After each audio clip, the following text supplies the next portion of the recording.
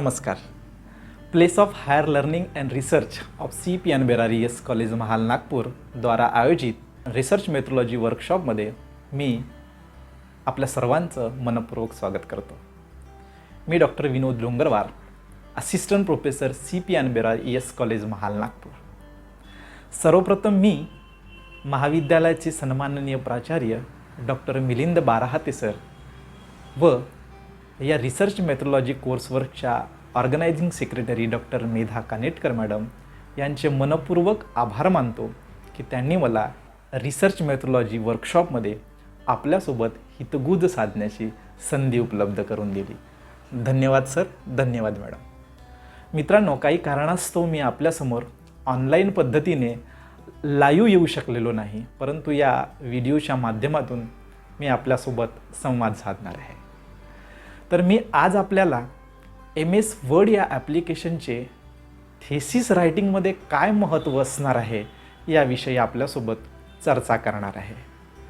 या MS वर्डमध्ये मी आपल्याला thesis writing करताना फॉन्ट कुठल्या प्रकारचा असावा, फॉन्टचा साईज किती असावा, दोन लाईनिंगमधील अंतर किती असावा, टेबल कंटेंट कशा प्रकारे द्यायचे, पॅराग्राफ कशा प्रकारे सेट करायचं, मार्जिन किती असायला पाहिजे, टेबल आणि ग्राफ कशा प्रकारे इन्सर्ट करायचं, त्यांना कॅप्शन कशा प्रकारे द्यायचं, बिब्लिओग्राफी आणि रेफरन्सेस कशा प्रकारे आपल्याला द्यायचं, याबद्दल आपल्याशी या व्हिडिओ लेक्चरच्या माध्यमातून आपल्यासोबत चर्चा करणार आहे.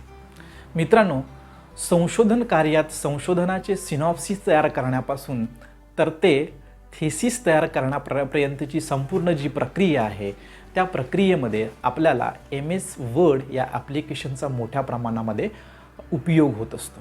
म्हणजेच सिनॉप्सिस तयार करणे, सिनॉप्सिस रायटिंग करणे, प्रश्नावली तयार करणे, प्रोग्रेस रिपोर्ट तयार करणे, संशोधन कार्य पूर्ण केल्यानंतर त्या संशोधनाचे थेसिस लिहिणे, या संपूर्ण प्रक्रियेमध्ये या MS वर्ड या ॲप्लिकेशनचा मोठ्या प्रमाणामध्ये आपल्याला उपयोग होताना दिसतो.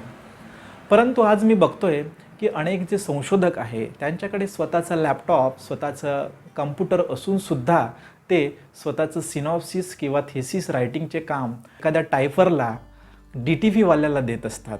याचे मुख्य कारण मला असे आढळले की या संशोधकाला थेसिस लिहिताना MS वर्डमध्ये जे आपण सेटिंग करतो ती त्या सेटिंगचा त्यांना अपुरा ज्ञान प्राप्त. आपल्याकडे लॅपटॉप, कॉम्प्युटर असूनसुद्धा MS वर्डची सेटिंग आपल्याला येत नाही आणि म्हणूनच डॉक्टर मेधा कानेटकर मॅडमनी या रिसर्च कोर्सवर्कमध्ये, या रिसर्च वर्कशॉपमध्ये मला MS वर्ड या ॲप्लिकेशनचे थेसिस रायटिंग करताना काय महत्त्व आहे याबद्दल मार्गदर्शन करण्यासाठी आमंत्रित केलेलं आहे.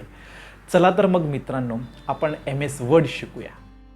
तर MS वर्ड ओपन करण्यासाठी मी माझ्या या लॅपटॉपच्या स्टार्ट मेनूवर जातो आहे. स्टार्ट मेनूवर क्लिक केल्यानंतर मला माझ्या लॅपटॉपमध्ये असलेले वेगवेगळे प्रोग्राम्स या ठिकाणी आपल्याला दिसतात आहे. यामध्ये मला MS ऑफिस म्हणजे मायक्रोसॉफ्ट ऑफिस या फंक्शनवर क्लिक करायचं आहे. मायक्रोसॉफ्ट ऑफिसवर क्लिक केल्यानंतर मायक्रोसॉफ्ट ऑफिसचे वेगवेगळे फंक्शन्स आपल्याला या ठिकाणी दिसतील. त्यापैकी मायक्रोसॉफ्ट वर्ड 2010 हे वर्जन माझ्याकडे आहे. हे वर्जनवर क्लिक केल्यानंतर आपल्याकडे आपल्या लॅपटॉपमध्ये 2013चं असेल, 2016चं असेल किंवा आत्ता लेटेस्ट असलेला 2021चा पण वर्जन असू शकतो. परंतु माझ्या लॅपटॉपमध्ये 2010 हे वर्जन या ठिकाणी आहे. मी मायक्रोसॉफ्ट वर्ड 2010वर क्लिक जर केल्यानंतर माझं हे वर्ड डॉक्युमेंट्स या ठिकाणी ओपन होतो आहे. वर्ड डॉक्युमेंट ओपन झाल्यानंतर आपल्याला MS वर्डचे वेगवेगळे फंक्शन्स आपल्याला दिसतील. यामध्ये होममध्ये आपल्याला क्लिपबोर्ड्स आहे, त्यामध्ये कट, कॉपी, पेस्ट या फंक्शनचा समावेश होत असतो. त्यानंतर फॉन्ट आहे, वेगवेगळ्या प्रकारचे फॉन्ट आणि फॉन्टचा साईज कसा असावा हे या फॉन्टमध्ये आपल्याला दिलेले आहे. त्यामध्ये बोल्डचं ऑप्शन दिलेलं आहे, इटालिक, अंडरलाईनचं ऑप्शन दिलेलं आहे. त्यानंतर पॅराग्राफची सेटिंग कशा प्रकारे केली जाते याचे फंक्शन्स या ठिकाणी दिलेले आहेत. इथे अलाइनमेंट दिलेले आहेत, left alignment, centre alignment, right alignment आणि जस्टिफाईज हे सर्व दिलेले आहेत. त्याचप्रमाणे 2 लाईनमधील स्पेस किती असावा यासाठी आपल्याला हे लाईन अँड पॅराग्राफ स्पेसिंगचं सेटिंग या ठिकाणी दिलेली आहे. त्यानंतर स्टाईल दिलेली आहे, वेगवेगळ्या स्टाईलचा आपण या ठिकाणी वापर करू शकतो. नंतरचा फंक्शन आहे इन्सर्ट. इन्सर्टमध्ये आपल्याला बऱ्याच गोष्टी बघायला मिळतील. पेजची सेटिंग कशी करायची, टेबल कशा प्रकारे इन्सर्ट करायचे, इल्युस्ट्रेशनमध्ये आपल्याला पिक्चर, क्लिप आर्ट, शेप कशा प्रकारे इन्सर्ट करायचे, चार्ट कसे इन्सर्ट करायचे, स्मार्ट आर्ट आणि स्क्रीनशॉट कशा प्रकारे घ्यायचे, या सगळ्या गोष्टींचा या ठिकाणी इन्सर्टच्या इल्युस्ट्रेशनच्या ऑप्शनमध्ये आपल्याला याचं समावेश होतो आहे. त्यानंतर लिंकेजेस, बुकमार्क्स कसं द्यायचं, हायपरलिंक कशा प्रकारे द्यायचे, क्रॉस रेफरन्सेस कशा प्रकारे द्यायचं, हे लिंक्स या ऑप्शनमध्ये आपल्याला मिळतील आहे. प्रत्येक पेजला नंबर देण्यासाठी या ठिकाणी हेडर फुटरचा आपण या ठिकाणी वापर करू शकतो. त्याच्यानंतर टेक्स्ट, सिम्बॉल, वेगवेगळ्या प्रकारचे सिम्बॉल्सचा सुद्धा आपण या ठिकाणी आपल्या थेसिस रायटिंगमध्ये उपयोग करू शकतो. पेज लेआउटमध्ये थीम्स, वेगवेगळ्या प्रकारच्या थीम्स आपल्याला या ठिकाणी दिलेल्या आहेत. पेज सेटअप, पेज लँडस्केप हवा, त्याच्यानंतर पोर्ट्रेट हवा, त्याप्रमाणे आपल्याला पेज सिलेक्ट करता येते. त्याच्यानंतर साईज आहे, पेजचं साईज कुठल्या प्रकारचं असावा. जनरली आपण A4 वापरत असतो, थेसिस रायटिंगमध्ये सुद्धा आपण A4 साईजच वापरत असतो. त्यानंतर पेज बॅकग्राऊंड पण या ठिकाणी दिलेलं आहे. पेज बॉर्डर कशा प्रकारे, पेज बॉर्डरचे वेगवेगळे ऑप्शन आपल्याला या ठिकाणी दिसतील आहे. पेज कलर, पेजला आपण कलर करू शकतो. त्याच्यानंतर पॅराग्राफमध्ये मार्जिन किती असावी, मार्जिनचे लेफ्ट राईट मार्जिन किती, कशा प्रकारे आपण सेट करायची, याबद्दलही आपल्याला या पॅराग्राफमध्ये फंक्शन दिलेले आहे. या फंक्शनचाही सुद्धा आपण वापर करू शकतो. त्याच्यानंतर रेफरन्सेस आहे.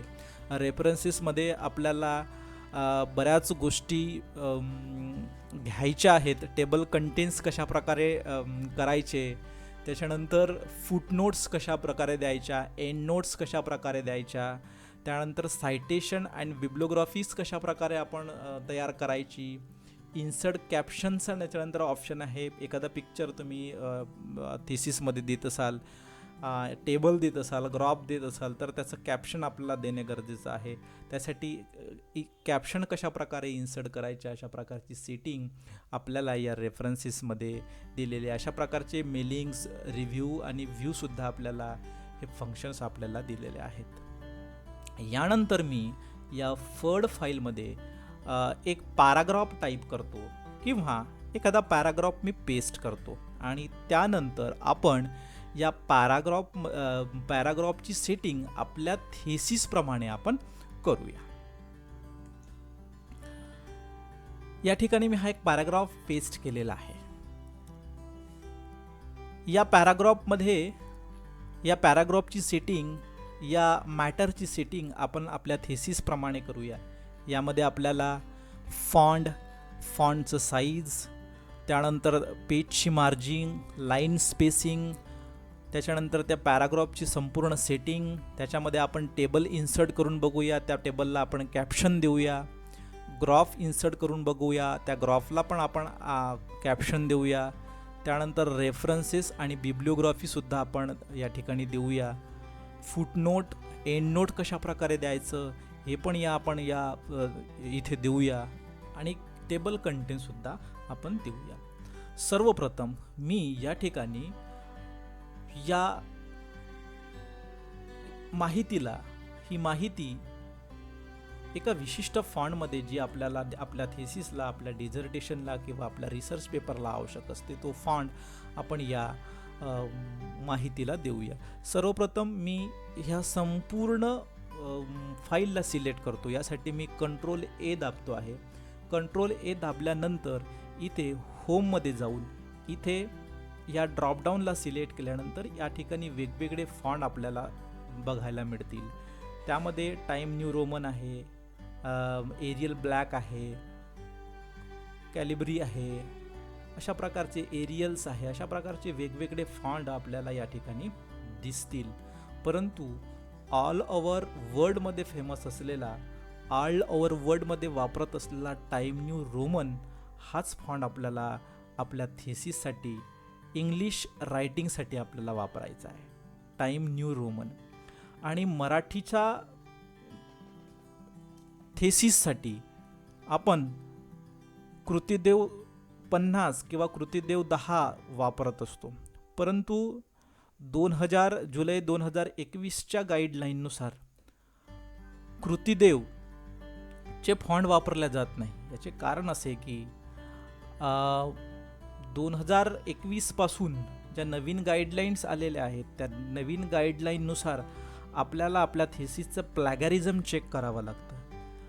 प्लॅगॅरिझम या सॉफ्टवेअरमध्ये कृतिदेवचे कुठल्याच प्रकारचे फॉन्ट घेत नाही. त्यामुळे मराठी टायपिंग वाल्यांना जे मराठीचं थेसिस आहे, ज्या संशोधकाचा थेसिस हा मराठीमध्ये आहे, त्या संशोधकाला त्याचं थेसिस हा युनिकोडच्या मंगल फॉन्टनुसार किंवा युनिकोडचे जे काही इतरही फॉन्ट आहेत त्या इतरही फॉन्टचा त्या संशोधकांनी वापर करावा.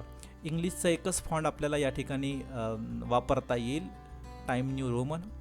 आता या ठिकाणी मी टाइम न्यू रोमन हे फॉन्ट वापरलेले आहे. त्यानंतर या फॉन्टचा साईज किती असावा, म्हणजे आपल्या थेसिसमध्ये आपण जो इन्फॉर्मेशन लिहितो, जो मटेरियल आपण लिहितो आहे, जे पॅराग्राफ लिहितो आहे, ते थेसिस लिहितो आहे, त्या थेसिसचं साईज काय असावं. तर जनरली आपण जी हेडिंग असते त्या हेडिंगला 16 हा साईज देत असतो, 16चा फॉन्ट देत असतो.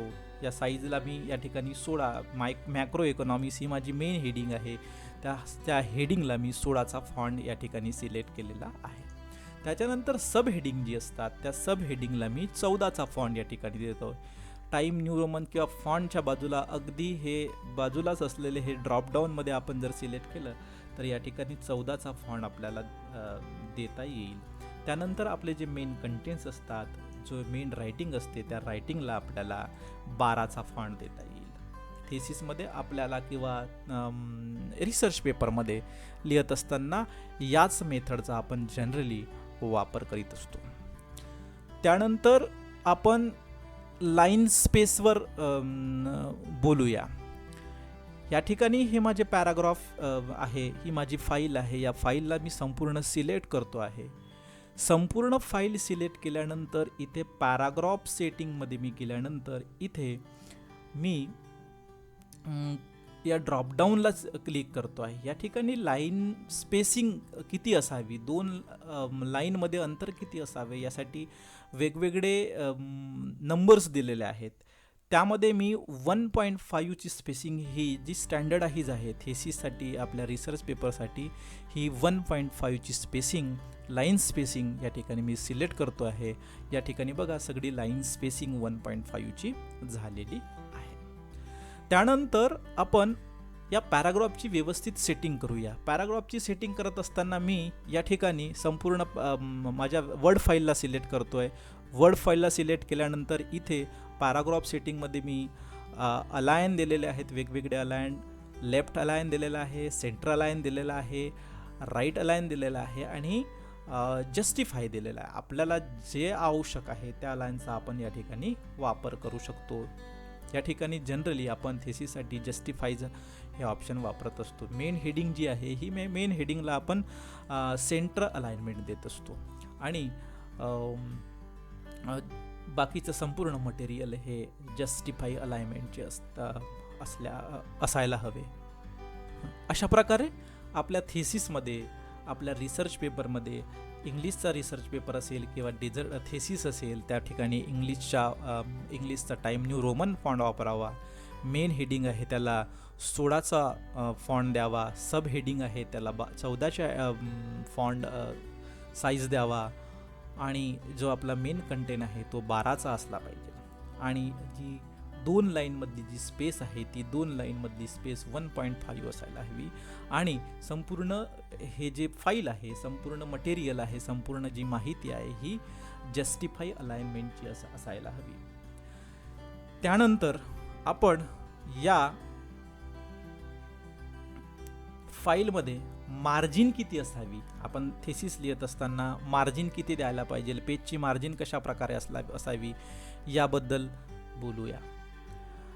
तर मार्जिनचा जेव्हा आपण विचार करतो तर पेज मार्जिनला जेव्हा थेसिस आपण बाइंड करतो तर लेफ्ट हँड साईडची जी मार्जिन असते ती लेफ्ट हँड साईडची जी मार्जिन असते ती आपण 1.5 एवढी सोडत असतो. यासाठी मी पेज लेआउटमध्ये जातो आहे. पेज लेआउटमध्ये गेल्यानंतर या ठिकाणी पॅराग्राफ आपल्याला ऑप्शन दिसतो आहे. पॅराग्राफमध्ये आपल्याला राईट मार्जिन आणि लेफ्ट मार्जिन किती असावी या ठिकाणी दिलेलं आहे. लेफ्ट मार्जिन मी काय या ठिकाणी 1.5 सिलेक्ट करतो आहे आणि राईट जी मार्जिन आहे 1.0 सिलेक्ट करतो आहे आणि एंटर बटन दाबल्यानंतर या ठिकाणी आपली ही जी मार्जिन आहे ही सिलेक्ट झालेली आहे. लेफ्टची मार्जिन 1.5 आणि राईटची मार्जिन 1 सेंटीमीटरची का असावी याच्या मागचं कारण असं आहे की लेफ्ट हँड साईड ही याच्यामधली थोडी साईड ही बाइंडिंगमध्ये जात असते, त्यामुळे आपण या ठिकाणी जास्त प्रमाणामध्ये जास्तची मार्जिन सोडत असतो. 0.5ची जास्त मार्जिन आपण या ठिकाणी सोडत असतो. यानंतर या वर्ड फाईलमध्ये आपण एक टेबल इन्सर्ट करून बघूया. टेबल इन्सर्ट करण्यासाठी मला या इन्सर्ट ऑप्शनवर जावं लागेल. इन्सर्ट ऑप्शनवर गेल्यानंतर या ठिकाणी टेबल हे ऑप्शन आहे. टेबलवर क्लिक केल्यानंतर इथे वेगवेगळे रकाने आपल्याला दिसतात.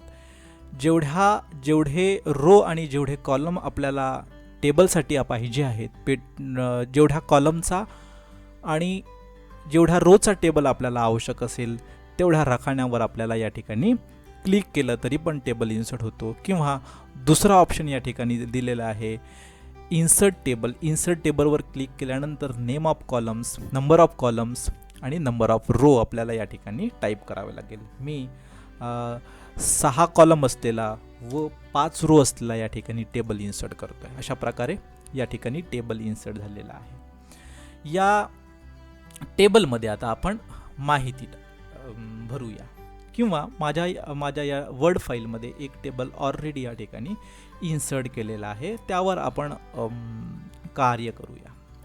टेबल इन्सर्ट केल्यानंतर इथे टेबलची वेगवेगळी स्टाईल कशा प्रकारची असावी याचं ऑप्शन आपल्याला दिलेलं आहे. वेगवेगळ्या प्रकारचे टेबल्स कशा प्रकारचे असावे हे या ठिकाणी आपल्याला दिलेले आहेत. अशा प्रकारचे टेबल आपण या ठिकाणी वापरू शकतो. म्हणजे कलरफुल आपल्याला टेबल दिसतील. सगळे वेगवेगळ्या स्टाईलचे टेबल आपल्याला या ठिकाणी दिसतात. कुठल्याही प्रकारचे जे आपल्याला आवश्यक असलेल्या त्या स्टाईलचं टेबल आपल्याला या ठिकाणी सिलेक्ट करता येईल. मी या ठिकाणी कुठल्याच प्रकारची स्टाईल सिलेक्ट करत नाही आहे. या टेबलच्या मधल्या भागामध्ये 1980 ते 1981 या रोच्या खाली आपल्याला एक रो इन्सर्ट करायची आहे. ते कशा प्रकारे आपण करूया, हे करण्यासाठी आपल्याला या रोच्या बाहेर माऊसचं कर्सर नेऊन ठेवायचं आहे आणि फक्त एंटरची बटन दाबायची आहे. एंटरची बटन दाबल्यानंतर या ठिकाणी एक रो आपल्याला या ठिकाणी इन्सर्ट करता येईल. जर नसेल तर याच्यावर या रोला सिलेक्ट करून आपण राईट क्लिक करून इथे डिलीट सेल नावाचा ऑप्शन आहे किंवा डिलीट एंटायर रो यावर क्लिक केल्यानंतर हा कॉलम जो आहे हा कॉलम डिलीट होईल. अशा प्रकारे या ठिकाणी आपण टेबल इन्सर्ट करू शकतो. जर या टेबलची इन्फॉर्मेशन आहे जशी 2010-2011ची जी इन्फॉर्मेशन आहे ही इन्फॉर्मेशन आपल्याला वरती सरकवायची असेल किंवा या इन्फॉर्मेशनला आपल्याला वरती न्यायची असेल तर यासाठी या ठिकाणी आपल्याला अल्टर शिफ्ट दाबून सर्वप्रथम तर यासाठी आपल्याला संपूर्ण या रोला सिलेक्ट करावं लागेल. संपूर्ण रोला सिलेक्ट केल्यानंतर अल्टर शिफ्टची बटन दाबून आपल्याला वर जाणारा जो ॲरो आहे त्यावर क्लिक केल्यानंतर या ठिकाणी हे माझे जे सिलेक्ट केलेले जे रो आहे हे वरती चाललेले आहे. जर आपल्याला नको असेल तर या ठिकाणी आपण त्या रोला खाली घेऊ शकतो. अशा प्रकारे वरती खाली कॉलमला आपण रोला आपण वरती खाली करू शकतो. या ठिकाणी मला हे जे रो आहे हे रो आणि 2010-11चे हे रो या ठिकाणी मला एकत्रीकरण करायचं आहे. यासाठी मी काय करतो तर राईट क्लिक करतोय. राईट क्लिक केल्यानंतर मर्ज सेल हा ऑप्शनवर जातो आहे. मर्ज सेलवर या ऑप्शनवर क्लिक केल्यानंतर या ठिकाणी हे 2010-2011चे संपूर्ण जे कॉलम आहे या ठिकाणी मर्ज झालेले आहे. मला नको असल्यास मी या ठिकाणी कंट्रोल Z दाबतोय आणि पूर्ववत या ठिकाणी हा टेबल आलेला आहे. अशा प्रकारे टेबलमध्ये अनेक रो अनेक कॉलम आपण इन्सर्ट करू शकतो आणि व्यवस्थित टेबलची सेटिंग करू शकतो. या ठिकाणी हे जे या ठिकाणी सर्व्हिस सेक्टर लिहिलेलं आहे, या सर्व्हिस सेक्टरची आपल्याला जर सेटिंग करायची असेल तर यावर मी सिलेक्ट करून याच्यावर राईट क्लिक करतो. राईट क्लिक केल्यानंतर टेक्स्टची डायरेक्शन आपण या ठिकाणी चेंज करू शकतो. टेक्स्टची डायरेक्शन मला अशा प्रकारची हवी असेल तर मी या ओरिएंटेशनवर जाऊन आपण ओके बटन दाबल्यानंतर या ठिकाणी या टेक्स्टची स्टाईल ही बदललेली आहे. परंतु मला ही या टेक्स्टची स्टाईल नको आहे, त्यामुळे मी पूर्ववत सिलेक्ट करतोय, राईट क्लिक करतोय. राईट क्लिक केल्यानंतर टेक्स्ट डायरेक्शनमध्ये जातोय. टेक्स्ट डायरेक्शनमध्ये झाल्यानंतर सरळ ओरिएंटेशन हे सरळ असलं पाहिजे, आपले अक्षर हे सरळ असले पाहिजे. यावर मी क्लिक करतोय आणि ओकेची बटन दाबतोय. ओकेची बटन दाबल्यानंतर आपलं हे जे सर्व्हिस सेक्टर आहे हे सरळ झालेलं आहे. अशा प्रकारे आपण आपल्या थेसिसमध्ये टेबल इन्सर्ट करू शकतो. टेबल इन्सर्ट केल्यानंतर महत्त्वाची गोष्ट म्हणजे आपल्याला या टेबलला नाव द्यावं लागणार आहे. नाव कशा प्रकारे द्यायचं? या टेबलला नाव देण्यासाठी सर्वप्रथम मी या टेबलला सिलेक्ट करतो आहे. सिलेक्ट केल्यानंतर मी राईट क्लिक करतो आहे. राईट क्लिक केल्यानंतर या ठिकाणी इन्सर्ट कॅप्शन या ऑप्शनवर जातं. इन्सर्ट कॅप्शन या ऑप्शनवर गेल्यानंतर या ठिकाणी कॅप्शन आपल्याला द्यायचं आहे. या ठिकाणी या विंडोमध्ये आपल्याला वेगवेगळे फंक्शन्स दिसतात आहे. वेगवेगळ्या फंक्शनमध्ये या ठिकाणी लेबल जर आपल्याला फिगरचं असेल तर फिगर, टेबलला द्यायचं असेल तर टेबलला आणि इक्वेशनला द्यायचं असेल तर इक्वेशनला आपण कॅप्शन देऊ शकतो. परंतु आपल्याला या टेबलला कॅप्शन द्यायचं आहे, त्यामुळे मी टेबल सिलेक्ट केलेलं आहे. टेबलला कॅप्शन देण्यासाठी मी या ठिकाणी सेक्टर वाईज डिस्ट्रीब्युशन असा प्रकारचं मी या टेबलला कॅप्शन दिलेलं आहे. टेबलचा कॅप्शन आपल्याला पोझिशन या मेनूचा वापर करून, या फंक्शनचा वापर करून आपल्याला वरती खाली करता येईल. आपल्याला वरती टेबलचे कॅप्शन वरती द्यायचे आहे की खाली द्यायचं आहे, या दोन फंक्शनवर आपण सिलेक्ट करून आपल्याला देता येईल. टेबलचं कॅप्शन आपल्याला टेबलच्या वरती द्यावयाचं आहे की टेबलच्या खाली द्यायचं आहे. यासाठी आपल्याला या पोझिशनवर जाऊन above select atom, below select atom यावर आपल्याला क्लिक करायचं आहे. तर मला अबो पाहिजे आहे, त्यामुळे मी या ठिकाणी अबो सिलेक्टेड ॲटम करतो आहे. म्हणजे या सिलेक्ट केलेल्या टेबलच्या वरती आपल्याला कॅप्शन देता येईल. त्यानंतर मी ओके केल्यानंतर इथे या टेबलचं कॅप्शन आपल्याला आलेलं आहे. डिझर्टेशनमध्ये किंवा थेसिसमध्ये जनरली आपण टेबलला कॅप्शन देत असताना कधीही टेबलचा जो नाव असतो हा टेबलचं नाव टेबलच्या वरती असणे आवश्यक असते. या टेबलच्या नावाला कॅप्शनला मी फॉन्ट त्याचा साईड सिलेक्ट करतो आहे. 16चा फॉन्ट या ठिकाणी 16चा साईज या ठिकाणी मी याला सिलेक्ट केलेलं आहे. अशा प्रकारे आपण आपल्या टेबलला कॅप्शन देऊ शकतो.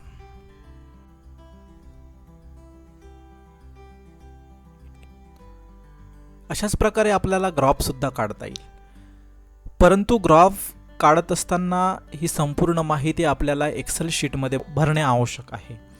या ठिकाणी मी माझी एक्सेल फाईल काढलेली आहे, MS एक्सेल. याच्यामध्ये मी ही माहिती या ठिकाणी मी ॲड केलेली आहे. या माहितीच्या आधारे मी ग्राफ काढू शकतो. सर्वप्रथम मी या माहितीला सिलेक्ट केलेलं आहे. सिलेक्ट केल्यानंतर मी या इन्सर्ट ऑप्शनमध्ये जातो आहे. इन्सर्ट ऑप्शनमध्ये गेल्यानंतर या चार्टमध्ये आपल्याला column, line, pie chart, bar chart, area, scatter diagrams, other chart अशा प्रकारे वेगवेगळ्या प्रकारचे ग्राफ्स आपल्याला या ठिकाणी दिसतात आहे. मी या कॉलमवर सिलेक्ट केल्यानंतर इथे 2D column, 3D column, cylinder, cone, pyramids अशा प्रकारचे वेगवेगळे चार्ट्स आपल्याला या ठिकाणी दिसतात आहे. मी या 2D कॉलमवर सिलेक्ट करतो आहे. 2D कॉलमवर सिलेक्ट केल्यानंतर डायरेक्ट आपल्याला या ठिकाणी हे चार्ट तयार झालेलं आपल्याला दिसतो आहे. हे चार्ट या ठिकाणी आपल्याला दिसतो आहे. या चार्टची स्टाईलसुद्धा आपल्याला चेंज करता येईल. याचे वेगवेगळे कलर्स आपल्याला या ठिकाणी दिलेले आहेत. हे बघा, वेगवेगळे स्टाईल्स आपल्याला या ठिकाणी दिलेले आहेत. जो आपल्याला आवश्यक आहे, जो आपल्याला चांगला वाटतो, जी स्टाईल आपल्याला आवडते ती स्टाईल आपल्याला या ठिकाणी आपण सिलेक्ट करू शकतो. यानंतर इथे चार्टचं लेआउटसुद्धा दिलेलं आहे. चार्टच्या लेआउटवर मी सिलेक्ट केल्यानंतर इथे जी माहिती आहे ही वरच्या भागाला आलेली आहे. परत दुसरा मी चार्ट सिलेक्ट करतो आहे. इथे अशा प्रकारे सुद्धा चार्टचा लेआउट आपल्याला करता येईल. अशा प्रकारे आपल्याला हा ग्राफ या ठिकाणी तयार करता येईल आहे. हा ग्राफ तयार झाल्यानंतर मी या ठिकाणी या ग्राफला माझ्या वर्ड फाईलमध्ये मी पेस्ट करतो आहे. या ग्राफला मी इथून कॉपी करतो आहे. कॉपी केल्यानंतर आपले जे वर्ड डॉक्युमेंट्स होते या ठिकाणी मी त्या ग्राफला पेस्ट करतो आहे. पेस्टसाठी मी या ठिकाणी Ctrl+V ही बटन दाबतो आहे. Ctrl+V बटन दाबल्यानंतर आपल्याला हा चार्ट या वर्ड फाईलमध्ये आलेला दिसतो आहे. अशा प्रकारे चार्ट आपण या वर्ड फाईलमध्ये पेस्ट करता येईल. हा सिंपल टेबल झालेला आहे. या ठिकाणी आपल्याला जर कंपॅरेटिव्हली परत टेबल तयार करायचे असतील तर हा संपूर्ण डाटाला मी सिलेक्ट करतो आहे. परत इन्सर्ट ऑप्शनवर जातो आहे. या ठिकाणी लाईनचे ग्राफ्स आपल्याला दिसतील, बार चार्ट पण दिसतील. एखादा बार चार्ट आपण या ठिकाणी सिलेक्ट करतो आहे. यावर 3D बारचा आपल्याला ग्राफ सिलेक्ट करतो आहे. या ठिकाणी 3D ग्राफ या ठिकाणी मी सिलेक्ट केलेला आहे. 3D ग्राफमध्येही सुद्धा वेगवेगळ्या प्रकारच्या स्टाईल आपल्याला दिसतील. जे स्टाईल आपल्याला आवडते आहे, जे स्टाईल आपल्याला सिलेक्ट करायची आहे ती स्टाईल आपल्याला सिलेक्ट करता येईल. परत मी या ग्राफला सिलेक्ट करतो आहे. सिलेक्ट केल्यानंतर कॉपी करतो आहे आणि माझ्या वर्ड फाईलमध्ये मी याला पेस्ट करतो आहे. या ठिकाणी Ctrl+V या ऑप्शनचा आधार घेऊन मी या ठिकाणी पेस्ट करतो आहे. अशा प्रकारे वर्ड डॉक्युमेंटमध्ये हे ग्राफ तयार केल्यानंतर आपल्याला या ग्राफला सुद्धा कॅप्शन इन्सर्ट करता येईल. जनरली आपण रिसर्च पेपरमध्ये किंवा थिसिसमध्ये या ग्राफचं कॅप्शन देत असताना ग्राफच्या अगदी खालच्या बाजूला आपण या ग्राफचे कॅप्शन देत असतो. यानंतर आपण आपल्या या थेसिसमध्ये रेफरन्सेस कसे द्यायचे, फुटनोट्स कशा प्रकारे द्यायच्या यावर मी आपल्याला मार्गदर्शन करणार आहोत. रेफरन्सेसमध्ये आपल्याला एखादा मटेरियल हा दुसऱ्याच्या रिसर्च पेपरमधून, दुसऱ्याच्या बुक्समधून किंवा एखाद्या वेबसाईटमधून जर घेतलेला असेल तर त्याचा रेफरन्स देणे, त्याचा सायटेशन्स देणे आपल्याला आवश्यक आहे. आणि अशा प्रकारचे सायटेशन देऊनच आपण आपल्या थिसिसमधला जो प्लॅगॅरिझम आहे तो कमी करू शकतो. तर अशा प्रकारचे सायटेशन देणे आपल्याला आवश्यक आहे. तर सायटेशन कशा प्रकारे द्यायचे, जर या ठिकाणी हा एक पॅराग्राफ आहे, हा पॅराग्राफ जर मी एखाद्या बुकमधून जर घेतलेला असेल तर या ठिकाणी मला त्याचं सायटेशन देणे आवश्यक आहे. तर हे कसं द्यायचं, ज्या ठिकाणावरून हे पॅराग्राफ घेतलेलं आहे त्या ठिकाणचं सायटेशन्स आपल्याला या ठिकाणी द्यावं लागणार आहे.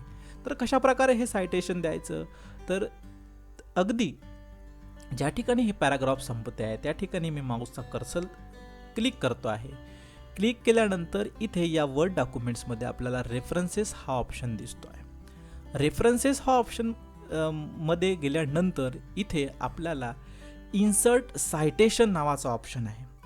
इन्सर्ट सायटेशन या नावाच्या या ऑप्शनवर गेल्यानंतर मी आपल्याला या ठिकाणी ॲड न्यू सोर्स आहे किंवा ॲड न्यू प्लेस होल्डर आहे, तर या ठिकाणी मी ॲड न्यू सोर्सवर क्लिक करतो आहे. ॲड न्यू सोर्सवर क्लिक केल्यानंतर या ठिकाणी मला एक विंडो ओपन झालेली दिसतो आहे. या विंडोमध्ये आपल्याला टाईप ऑफ सोर्स म्हणजे आपण आपली जी माहिती आहे ही माहिती कोणत्या सोर्सतून घेतलेली आहे याचे वेगवेगळे स्रोत आपल्याला या ठिकाणी दिलेले आहे. बुकमधून घेतलेली आहे, बुक सेक्शनमधून घेतलेली आहे, जर्नल आर्टिकलमधून घेतलेली आहे, त्याच्यानंतर कॉन्फरन्सच्या प्रोसिडिंगमधून घेतलेली आहे किंवा एखाद्या रिपोर्टमधून, एखाद्या वेबसाईटमधून घेतलेली आहे. ज्या सोर्समधून आपण ही माहिती घेतलेली आहे तो सोर्स आपल्याला या ठिकाणी सिलेक्ट करावायचा. जसं मी या ठिकाणी बुकमधून ही माहिती घेतलेली आहे, त्यासाठी मी या बुकला सिलेक्ट केलेलं आहे. बुकला सिलेक्ट केल्यानंतर संपूर्ण इन्फॉर्मेशन या ठिकाणी आपल्याला भरायची आहे. त्या बुकचं ऑथर कोण होतं या ठिकाणी मी टाईप करतो आहे. कधीही थेसिसमध्ये रेफरन्स देत असताना आडनाव हा सुरुवातीला आपण लिहितो आणि नाव त्याच्यानंतर लिहित असतो. को ऑथर जर असला तर को ऑथरचं नाव सुद्धा आपण या ठिकाणी देऊ शकतो. टायटल काय होतं माझ्या या रेफरन्सचा, या माझ्या माहितीचं टायटल काय होतं तर मॅक्रो इकॉनॉमिक्स एनालिसिस. कुठल्या वर्षी हे पुस्तक लिहिण्यात आलेलं होतं 2020. सिटी कुठली नागपूर. आणि पब्लिशर कोण होता साईनाथ पब्लिकेशन. अशा प्रकारे ही संपूर्ण माहिती मी या ठिकाणी भरलेली आहे. संपूर्ण माहिती भरल्यानंतर या ठिकाणी मी ओके करतो आहे. ओके केल्यानंतर या पॅराग्राफच्या अगदी खालच्या बाजूला बघा मेधा 2020 अशा प्रकारचं सायटेशन या ठिकाणी ॲड झालेलं आहे. हे सायटेशन अशाच प्रकारे आपण प्रत्येक पॅराग्राफमध्ये देऊ शकतो. जी माहिती आपण ज्यातून घेतलेली आहे त्या ठिकाणून आपल्याला हे सायटेशन देता येईल. परत या ठिकाणी आपल्याला एक सायटेशन देता येईल. मी या पॅराग्राफवर सिलेक्ट करतो आहे. पॅराग्राफवर या माऊसचा कर्सर नेल्यानंतर मी इथे इन्सर्ट सायटेशनमध्ये जातो आहे. ऑलरेडी जर दिला असेल तर आपल्याला या ठिकाणी ऑप्शन उपलब्ध होतो, परंतु जर दिला नसेल तर परत ॲड न्यू सोर्समध्ये जाता येईल. ॲड न्यू सोर्समध्ये गेल्यानंतर इथे मी जर्नल आर्टिकलचं सिलेक्ट करतो आहे. या आर्टिकलमधून जर्नलमधून मी हे घेतलेलं आहे. जर्नलचं मग ऑथर कोण होतं, या आर्टिकलचं ऑथर कोण होतं तर मी या ठिकाणी असं लिहितो आहे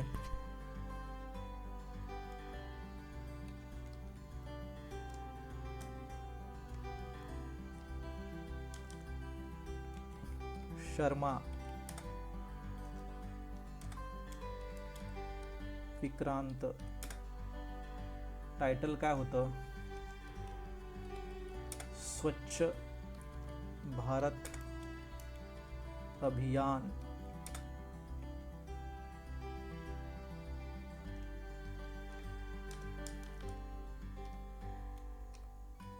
public perception and attitude.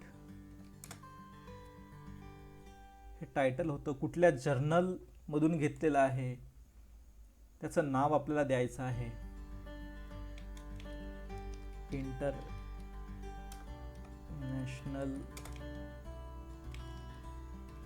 Journal of social science या जर्नलमधून हे आर्टिकल घेण्यात आलेलं. कुठल्या वर्षी घेतलेलं आहे, कुठल्या वर्षी हे आर्टिकल पब्लिश झालेले आहे तर 2018ला या ठिकाणी पब्लिश झालेलं आहे. कोणत्या पेजवरून ही माहिती घेतलेली आहे तर पेज नंबर 102 मधून ही माहिती घेतलेली आहे. यानंतर ओके केल्यानंतर या ठिकाणी शर्मा 2018 अशा प्रकारे हे ॲड झालेलं आहे. बिब्लिओग्राफी कशी द्यायची, तर बिब्लिओग्राफी देण्यासाठी आपल्याला परत रेफरन्सेस या ऑप्शनवर जायचं आहे. रेफरन्सेस या ऑप्शनवर गेल्यानंतर बिब्लिओग्राफी नावाचं फंक्शन्स आपल्याला दिलेलं आहे. बिब्लिओग्राफीचा फंक्शन्स आपल्याला दिलेला आहे. या बिब्लिओग्राफीच्या फंक्शनमध्ये क्लिक केल्यानंतर इथे बिब्लिओग्राफीचे वेगवेगळे ऑप्शन आपल्याला या ठिकाणी दिसतात आहे. वरचं या ठिकाणी मी सिलेक्ट करतो आहे. सिलेक्ट केल्यानंतर इथे बघा बिब्लिओग्राफी आणि आपण जे सायटेशन दिलेलं होतं Medha Kanetkar macro economics analysis Nagpur Sainath publication, त्याच्यानंतर दुसरं दिलेलं होतं जर्नलचं शर्मा व्ही स्वच्छ भारत अभियान. आता या संपूर्ण याला सिलेक्ट केल्यानंतर आपल्याला हे जे रेफरन्सेस आहे ही कुठल्या स्टाईलमधले आहेत हे आपल्याला सिलेक्ट करायचं आहे. तर आपल्याला जनरली थेसिसमध्ये जेव्हा आपण सोशल सायन्सचा विचार करतो तेव्हा आपल्याला APA 50 व्हर्जनचं मला या ठिकाणी दिलेलं आहे. तर APA म्हणजेच काय, अमेरिकन सायकोलॉजिकल असोसिएशनचं रेफरन्सेसची स्टाईल आपण या ठिकाणी जनरली वापरत असतो. अनेक जर्नलमध्ये आपण जेव्हा पेपर पब्लिश करतो तेव्हा त्या जर्नलमध्ये वेगवेगळ्या प्रकारच्या स्टाईल आपल्याला ते मागतात, त्या प्रकारची स्टाईल आपल्याला या ठिकाणी देता येईल. या ठिकाणी मी APA स्टाईल वापरतो आहे. APAवर क्लिक केल्यानंतर अशा प्रकारचं या ठिकाणी हे बिब्लिओग्राफी आपले आलेले आहे. अशा प्रकारे आपल्या या थेसिसमध्ये आपल्या रिसर्च पेपरमध्ये आपल्याला या ठिकाणी रेफरन्सेस देता येईल. यानंतर आपण आपल्या थेसिसमध्ये फुटनोट कशा द्यायच्या हे बघूया. मित्रांनो, आपण बरेचदा अनेक पुस्तकामध्ये बघितले असणार की जे शब्द आपल्याला कठीण वाटतात त्याचा अर्थ त्या पेजच्या खालच्या भागाला दिलेला असतो. हे काय आहे, तर हे दुसरे तिसरे काही नसून फुटनोट आहे. त्यामुळे या कठीण शब्दाचा अर्थ माहीत करणे आपल्याला सोपे होत असते. तर MS वर्डमध्ये सुद्धा अशाच प्रकारची सुविधा आपल्याला उपलब्ध आहे. आपण सुद्धा आपल्या थेसिसमध्ये या फुटनोटचा वापर करून आपलं थेसिस अधिक सुदृढ बनवू शकतो. तर मी या माझ्या पॅराग्राफमधील जे शब्द मला कठीण वाटतात त्या शब्दांना मी फुटनोट देतो आहे. म्हणजेच काय, तर या शब्दाचा अर्थ मी या खालच्या भागाला फुटनोटच्या माध्यमातून देतो आहे. तर या मॅक्रो इकॉनॉमिक्स या शब्दाला मला फुटनोट द्यायची आहे. या शब्दाला फुटनोट देण्यासाठी मला या मायक्रो इकॉनॉमिक्सच्या अगदी बाजूला माऊस कर्सर नेऊन यावर क्लिक करायचं आहे. यावर क्लिक केल्यानंतर रेफरन्समधील इन्सर्ट फुटनोट या ऑप्शनवर जाऊन इन्सर्ट फुटनोटला क्लिक केल्यानंतर अगदी या शब्दाला एक नंबर दिलेला आहे आणि या पेजच्या अगदी खालच्या भागाला नंबर 1 असं दिलेलं आहे. आपल्याला या नंबर 1 मध्ये या मॅक्रो इकॉनॉमिक्स या शब्दाचा अर्थ आपल्याला द्यायचं आहे. मी या ठिकाणी मॅक्रो इकॉनॉमिक्स या शब्दाचा अर्थ इथे लिहित आहे. मॅक्रो इकॉनॉमिक्स म्हणजे काय, तर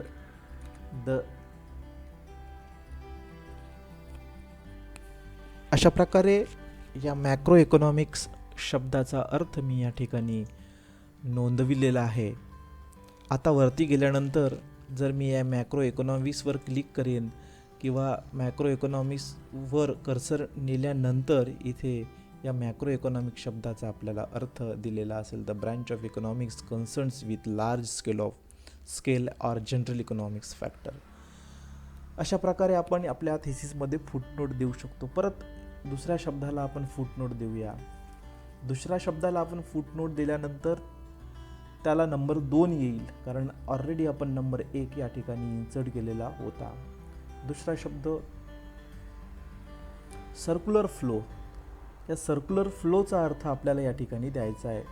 अगदी मी या सर्क्युलर फ्लोअरवर क्लिक करतो आहे. सर्क्युलर फ्लोअरवर क्लिक केल्यानंतर परत रेफरन्सेसमध्ये जाऊन इन्सर्ट फुटनोटवर जातो आहे. इन्सर्ट फुटनोटवर गेल्यानंतर बघा या सर्क्युलर फ्लोला 2 नंबर आलेला आहे आणि त्याच्या खालीसुद्धा 2 नंबर आलेला आहे. या ठिकाणी आपल्याला या सर्क्युलर फ्लोचा अर्थ या ठिकाणी मेन्शन करावायचा आहे. तर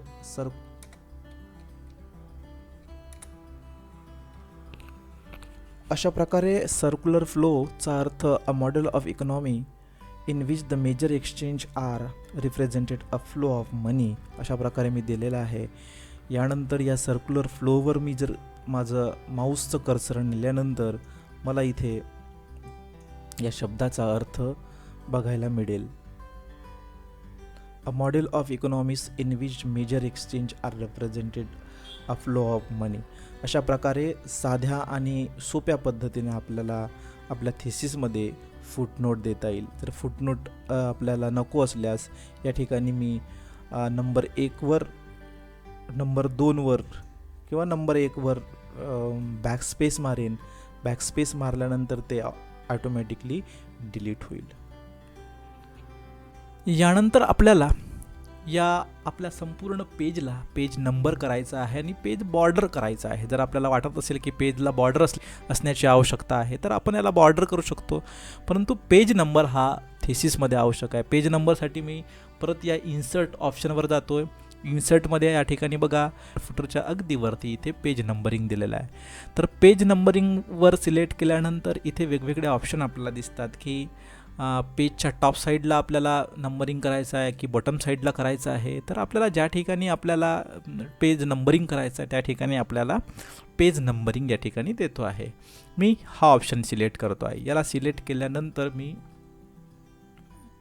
हे क्लोज हेडर फुटर केल्यानंतर अगदी इथे वरती पेजच्या वरती या ठिकाणी पेज नंबर ॲड झाले. तुम्ही पेजच्या या शेवटच्या भागाला सुद्धा पेज नंबर देऊ शकता. अशाच प्रकारे आपल्याला या पेजला बॉर्डर करायची असेल तर मी या ठिकाणी पेज लेआउटमध्ये जातो आहे. पेज लेआउटमध्ये गेल्यानंतर या ठिकाणी पेजचा बॅकग्राऊंड कसा असावा या ऑप्शनवर जातो आहे. आपल्याला वॉटरमार्क हवा आहे का, पेज कलर हवा आहे का, पेजला बॉर्डर हवी आहे का, तर या ठिकाणी मी पेज बॉर्डरवर सिलेक्ट करतो आहे. पेज बॉर्डरवर सिलेक्ट केल्यानंतर या ठिकाणी मला 3 ऑप्शन दिसतात आहे, बॉर्डर्स, पेज बॉर्डर आणि शेडिंग. अशा प्रकारच्या एक पेज बॉर्डर मी या ठिकाणी सिलेक्ट करतो आहे. शॅडो असलेली पेज बॉर्डर मी सिलेक्ट केल्यानंतर इथे वेगवेगळी स्टाईल आहे. स्टाईलला सिलेक्ट केल्यानंतर ही स्टाईल मी सिलेक्ट करतो आहे आणि मी ओके करतो आहे. अशा प्रकारे ही पेज बॉर्डर या ठिकाणी आपल्याला या ठिकाणी आलेली आहे. अशा प्रकारचं थेसिस आपल्याला व्यवस्थितरित्या बाइंडिंग करता येईल. यानंतर हे थेसिस टाईप झाल्यानंतर आपल्याला टेबल कंटेन देणे अतिशय आवश्यक आहे, म्हणजे ज्याला आपण इंडेक्स म्हणतो आहे. तर टेबल कंटेन्स कसं द्यायचं यासाठी आपल्याला रेफरन्सेसमध्ये जाऊन टेबल कंटेनवर क्लिक करायचं. या ठिकाणी लेफ्ट हँड साईडला टेबल कंटेन्स असं लिहिलेलं आहे. टेबल कंटेन्सवर क्लिक केल्यानंतर या ठिकाणी आपल्याला वेगवेगळे टेबल कंटेनचे स्टाईल आपल्याला या ठिकाणी दिसतील. परंतु हे टेबल कंटेन आपल्याला तयार करण्याच्या पूर्वी आपल्याला काही पूर्वतयारी करावी लागते. पूर्वतयारी म्हणजे कोणती, की आपले ज्या हेडिंग्स आहेत, आपले जे सब हेडिंग्स आहेत त्याला एका विशिष्ट स्टाईलमध्ये आपल्याला सिलेक्ट करावं लागणार आहे. ते म्हणजे कसं, की या ठिकाणी मी मॅक्रो इकॉनॉमिक्स ही माझी मेन हेडिंग आहे. तर या मेन हेडिंगला मला हेडिंग नंबर 1 असं द्यावं लागणार आहे. यासाठी मी होमवर जातो आहे. होमवर गेल्यानंतर या ठिकाणी आपल्याला हेडिंगच्या वेगवेगळे ऑप्शन या ठिकाणी दिसतात आहे. तर या ठिकाणी हेडिंग 1वर मी क्लिक करतो आहे. अशा प्रकारे मॅक्रो इकॉनॉमिक्स ही हेडिंग 1 झालेली आहे. हेडिंग 1वर क्लिक केल्यानंतर याला आपण विशिष्ट फॉन्ट सिलेक्ट करू शकतो, याचा रंग बदलू शकतो. अशा प्रकारे हेडिंग 1. त्याच्यानंतर लर्निंग आउटकम ही हेडिंग 2 असायला पाहिजे. यासाठी मी याला लर्निंग आउटकमला सिलेक्ट केलेलं आहे. इथे हेडिंग 2 दिसतो आहे, हेडिंग नंबर 2 याच्यावर क्लिक करतो आहे. हेडिंग 2 परत मी याची सेटिंग व्यवस्थित करतो आहे. 14चा फॉन्ट देतो आहे. याचा कलर चेंज करतो आहे. ही हेडिंग 2, इंट्रोडक्शन हेडिंग 2. परत मी हेडिंग 2 वर क्लिक करतो आहे. याचा फॉन्ट साईज चेंज करतो आहे. त्याच्यानंतर इथे परत खाली गेल्यानंतर the 4 macro economic sector he sub heading आहे, तर याला मी हेडिंग नंबर 2 देतो आहे. हेडिंग नंबर 2 दिल्यानंतर इथे व्यवस्थित त्याची सेटिंग करतो आहे. मी 3.1 ला हेडिंग नंबर 3 देतो आहे. हेडिंग नंबर 3 यासाठी मी याला 3.1 ला सिलेक्ट करतो आहे. हेडिंग नंबर 3 देतो आहे. त्याच्यानंतर 3.2 ला हेडिंग नंबर 3, त्याच्यानंतर 3.3 ला हेडिंग 3, त्याच्यानंतर हेडिंग 3. अशा प्रकारे आपल्याला सुरुवातीला सर्व जे हेडिंग्स आहेत त्याच हेडिंगला व्यवस्थित सिलेक्ट करावं लागणार आहे. हे सब हेडिंग आहे, याला हेडिंग 2, ही हेडिंग 3, त्यानंतर हे हेडिंग 3. अशा प्रकारे मी संपूर्ण आपल्या ज्या हेडिंग्स आहेत त्या हेडिंग्सला क्लिक करतो आहे. हे संपूर्ण हेडिंग्स सिलेक्ट केल्यानंतर क्लिक केल्यानंतर आपल्याला ज्या ठिकाणी टेबल कंटेन आवश्यक आहे त्यावर त्या ब्लँक पेजवर क्लिक करायचं आहे. क्लिक केल्यानंतर परत मी रेफरन्सेसमध्ये जातो. रेफरन्सेसमध्ये गेल्यानंतर इथे डाव्या साईडला इथे टेबल कंटेन्स असं ऑप्शन दिलेलं आहे. टेबल कंटेनवर क्लिक केल्यानंतर आपल्याला वेगवेगळ्या स्टाईल्स या ठिकाणी दिसतात आहे. जी स्टाईल आपल्याला आवश्यक आहे ती स्टाईल या ठिकाणी आपल्याला सिलेक्ट करायची आहे. मी ही स्टाईल सिलेक्ट करतो आहे. ही स्टाईल सिलेक्ट केल्यानंतर या ठिकाणी आपला टेबल कंटेन आलेला आहे.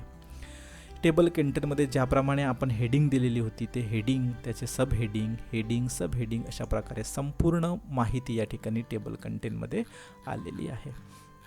आता बघा, मला या ठिकाणी ही जी सब हेडिंग दिलेली होती तर मला या ठिकाणी काहीतरी ॲड करावायचं आहे. सेक्टर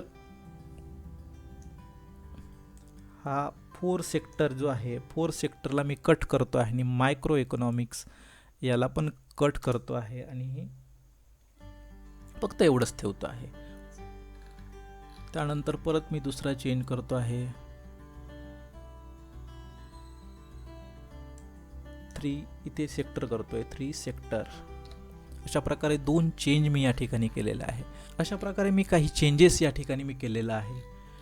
हे चेंजेस आपल्याला अपडेट करण्यासाठी या ठिकाणी मी टेबल कंटेनवर जातो आहे. टेबल कंटेनवर गेल्यानंतर इथे अपडेट टेबल आहे. अपडेट टेबलला क्लिक केल्यानंतर इथे आपल्याला 2 ऑप्शन दिसतात आहे.